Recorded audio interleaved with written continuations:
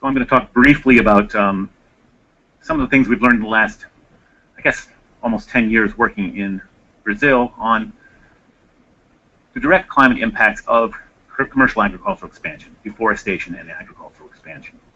And this is really a talk from a slew of researchers there in Brazil, and they'll be mentioned as I go. Context is, we've seen some figures earlier. Where we're working in the Amazon and Cerrado biomes, a total of about 8 million square kilometers. It's undergone a great deal of change. Is this working? Oh, sorry. Super. It's undergone a great deal of change, particularly near that border, particularly in the Cerrado and in the border of the forest at the Cerrado edge. As was mentioned at the lunch talk, the culprit here, in many ways, from our perspective, has been this very, very large increase in global meat demand. We're seeing rates of increase of 20 to 30% over the last 4 decades, and it's expected to continue moving forward. That drives, of course, increasing meat and grain production, or grain production for feed for meat. Brazil's been at the forefront of expansion in this period. As Stephanie Spera mentioned this morning, Brazil is now either number 1 or 2 in soy production and beef production in the world, depending on the year. 30 years ago, they didn't really produce any soy, didn't export any soy at all. So huge change in Brazil's status on the global commodities trade in a 20-year period. And Brazil is really the only tropical nation to have made that leap into the very top tier of commodity producers. And it's transformed the landscape, and it's transformed it on a large scale. Africa and Brazil are so completely opposite in the land uses that I just like to show it so we're sure of that. It's family or corporate farms on the scale of thousands to tens of thousands to hundreds of thousands of hectares. The farm we work on is 80,000 hectares. There's one up the road that's 150,000 hectares. These are big farms. And the change occurred rapidly. That's soy exporting green arrows, width of the arrows, how much export. In 2001, from the state of Mato Grosso, which is the #1 producer in, the #1 producing state in Brazil, that's 2001, modest soy export to Europe, predominantly, very small corn export, that's in yellow arrows. By 2011, an enormous change. We're talking many-fold increase in total export from the state of Mato Grosso, most of it now to China. So China and Southeast Asia in general. So new market produces new opportunity in Brazil. And the end result, of course, is a change in the landscape. This is the cumulative deforestation in the Amazon in red and in the Cerrado in yellow from 2002 to 2016. And when you look at that, there's a couple interesting stories there. One, the red line, the Amazon, the very rapid increase in the early part of the period. So we went from something like 625,000 square kilometers had been deforested by 2000 to 800,000 by the end of the period, and most of that in the first half, before 2008. The Cerrado relatively modest rates of deforestation throughout the period, but that's mostly because they deforested about 40% of the territory by 2002. So there was much, as Stephanie pointed out earlier, there was much less land to be deforesting. However, the other take-home message here is, and we talk about in the Amazon that a great deal of decrease in the rates of deforestation had been achieved by 2005. When you look at the line after 2008, you're still talking about a 70,000 square kilometer or 50,000 square kilometers that were deforested in a 10-year period after 2008. So even though the rates were modest by previous standards, we still lost 50,000 square kilometers, and the Cerrado a similar amount. So 100,000 square kilometers of territory have been deforested in a 10-year period, in what we consider to be kind of a victory compared to the period before. So what we're left with then is this mosaic landscape. The green dotted line is roughly the border between Cerrado and Savannah. You see the green forest, the yellow pasture, the red crops, and the beige is the remaining Cerrado. It's very much a mosaic landscape where we've been, and what does all of this have to do with climate? Well, we're normally talking about on the global stage. We talk about forests and their role in climate really from the carbon perspective. We say, okay, they hold CO2 in place. If you don't deforest, you don't put the CO2 in the atmosphere, or if you keep the trees there, they're pulling CO2 out, and that's a very valid point. Something like 15% of all human emissions of CO2 up to this point have been probably from forests, from deforestation. What we're interested in is the other part. They actually play a very direct role in climate. They recycle water to the atmosphere, they maintain low surface albedo and high net radiation, and that supports high convective activity, rainfall, particularly at the beginning and the end of the wet season. And just go through a schematic of that real quickly. Basically you've got two incoming variables. You've got radiation coming in, you've got rainfall, heat. Rainfall is balanced by evaporation from the landscape surface, and then whatever's left over runs off. Incoming radiation is balanced by latent heat flux, the evaporation, and the sensible heat flux. So the vegetation is playing this very important role in returning most of the energy and water back to the atmosphere. If we deforest, the first thing is that evapotranspiration decreases. What you've replaced it with is less energy, less water demanding. It grows for only 3 months instead of 12. Second thing is net radiation decreases. Because there's less humidity in the atmosphere and the surface is more reflective, there's less total radiation being absorbed by the surface. That sensible heat flux then has to increase because it's got to balance the incoming radiation and the very large decrease in ET, so that means surface temperature increases. And then finally, at some point, you're talking, rainfall is actually directly related to the amount of net radiation in the tropics, because convective activity occurs because you're absorbing a certain amount of energy and putting it back into the atmosphere. So those are the theoretical parts of this. What we've been doing is studying that in a couple of locations in the Amazon to see if, in the Amazon and Cerrado, to see if we can understand just how important it actually is. This is what we think occurs, how much really does occur. So one is in the Xingu, which is in the tropical forest region. This is a region you've seen several people talk about.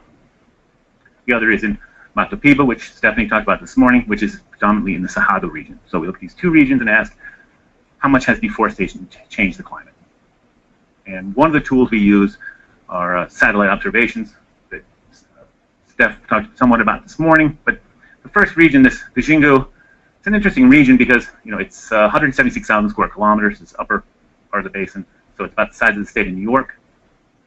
It is an indigenous reserve in the center, which is entirely forested, and it's a mosaic landscape around it, which is forest and farms. So it's quite a laboratory for us to study. In this region, we just compared values of evapotranspiration and land surface temperature as measured by satellite for either forest or farm. And the results, we looked just at the pure pixels, the pure forest or pure non-forest. What we see is for a forest only, the intact forest returns about 3/4 of the incoming radiation and rainfall. So 3/4 of everything that's absorbed to the surface is returned. It's equivalent to something like 1,300 millimeters of water a year in this region, or about 100 watts per square meter. So we're talking about a very large light bulb per square meter of energy being returned. Does it throughout a 4 to 5 month dry season? That's an important point. It's essentially tapping into water that was stored during the wet season and re-releasing it 3, 4, 5 months later.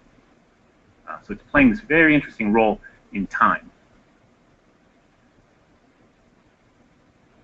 When you replace it with something else, things do change. But it's also interesting to me that we look at the soy and pasture. When they're growing, they are transpiring at essentially the same rate as the forest. So it's a meter-tall plant transpiring at the same rate as a 25-meter-tall forest. So it's designed to photosynthesize. But when it's not, it's a very different landscape. And now we see, the water is trapped below basically the rainfall that fell in the middle of the rainy season is trapped in the soil. There's nothing to pull it out, nothing photosynthesizing. And on the annual average, we see annual average, we see a decrease in the evapotranspiration of 25 to 30% from this landscape. The sensible heat flux is increased by as much as 10%.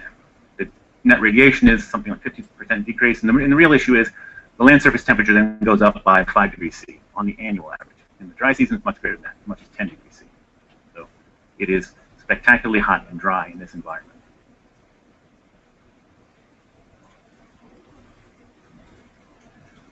If we back out to this landscape again, to the Xingu itself, those statistics are for just the pure pixel of forest and non-forest. If we look at if we integrate over this basin, again, you see here's the surface temperature as measured by satellite.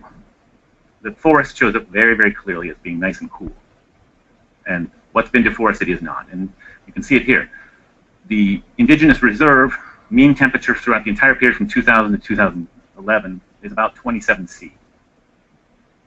The mean temperature of the region outside starts at 29 C, more than 20 and a half. And by the end of the period, it's up past 30 and a half. So not only is it averaging about 3 degrees C hotter, but it's increasing in time. And that's because more land is being deforested in time. You can see the actual signal of deforestation that occurred over a 10-year period in the temperature. So the mean temperature of the region is this red line.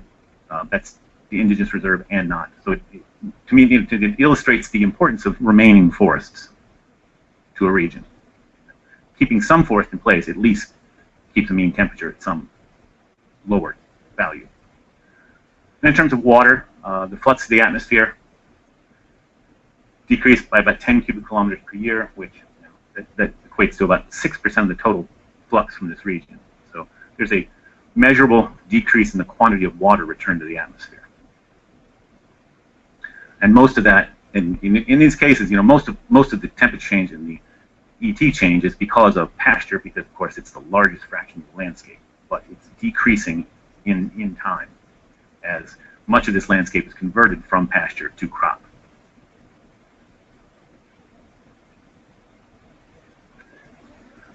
This is from a paper that we did with Stephanie, that Stephanie led, and basically, she pointed out this morning, this was the Mato Piba region is the new agricultural frontier in Brazil, and something little less than 2 million hectares were brought into agriculture since the early 2000s. 75% of Cerrado. If we just look at the water alone, we're talking about a 10 to 15 cubic kilometer decrease in the total amount of water that was released over that period. Not per year, pardon me, just total. So about a 3% decrease in ET from this region. So again, there's been a change that we can actually measure in the amount of water being returned to the atmosphere. And the government projections for this region, this is Brazil's push. This is where they want agriculture to occur, and they're pushing it. Projections are for another 3 million hectares to be turned into agriculture. Most of that would come from, again, savanna or not pasture. So we're talking about an additional amount of water vapor loss that's sizable. We're converting the climate as we speak.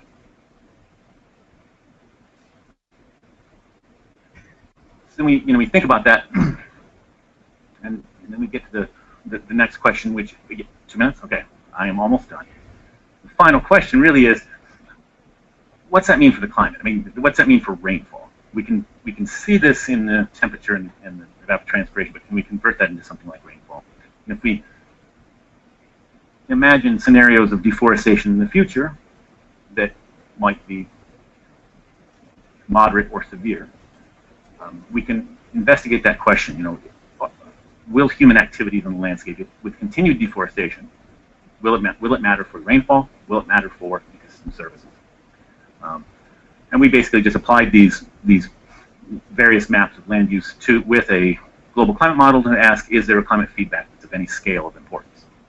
And just in this particular example, we come up with, for these eastern basins where we've been working, a large deforestation results in about a 15% decrease in rainfall. So 15%.